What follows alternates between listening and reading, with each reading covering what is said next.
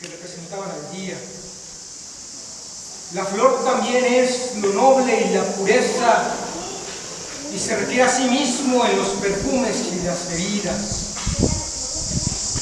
También surge de la sangre del sacrificio y corona el signo jeroglífico de la oratoria. Con la venia de Santa Cecilia, saludo a San Luis Potosí, tierra de lucha, libertad y justicia. Con la extensión del honorable jurado calificador, mis compañeros partícipes que hoy hacen resonar las palabras en este día tan emblemático para nosotros. Hablar de una perspectiva de jóvenes a 50 años de ese 2 de octubre de 1968, es meritorio mencionar que el 1 de agosto de ese mismo año, el rector Barros Sierra, al frente del contingente de 50,000 estudiantes,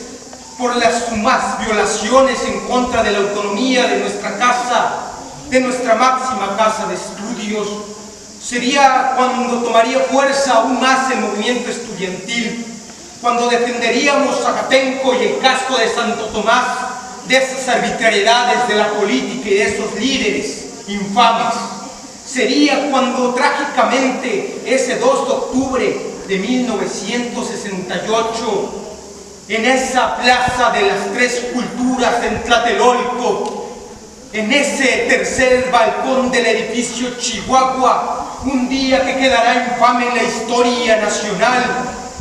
sería una masacre cometida por ese general Crisóforo Mazón Pineda, al mando de esos tres contingentes que cercarían y que atacarían, y por el otro lado el batallón Olimpia y sus famosos guantes o paños blancos, deteniendo a los líderes estudiantiles y acribillando al pueblo, a estudiantes, niños, mujeres, el pueblo en sí mismo. Remembrar esa historia es el ideal que vivió después de ese momento, pues es aún misterio la tragedia con la que vivimos, y ese día de color oscuro se mancharía con color carmín, y a pesar de que la lluvia y ellos mismos trataron de lavar sus pecados, sería improbable que nosotros olvidáramos el verdadero significado de la libertad y de la lucha estudiantil. Nacería entonces Lucio Cabañas al frente de esa liga del 23 de septiembre, de ese partido de los pobres enfocándose a la libertad del pueblo. Sería cuando nosotros, rumiantes, en silencio, esperaríamos el apoyo que llegaría 50 años después casi,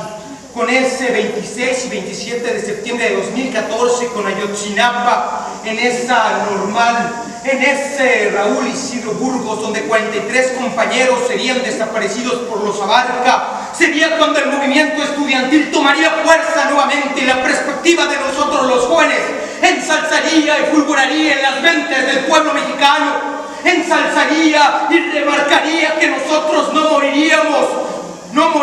porque el espíritu permanecería en el pueblo, permanecería fuerte y tajante en contra de aquellos que quisieran oprimir, y las marchas y los actos serían en contra de ellos mismos, en contra de los déspotas, en contra de esos infames que nuevamente acercaban a nuestra historia esa perspectiva histórica del 68, con un enfoque sociopolítico diferente y con una óptica regional diferente. Cuando la perspectiva de los jóvenes tome auge otra vez,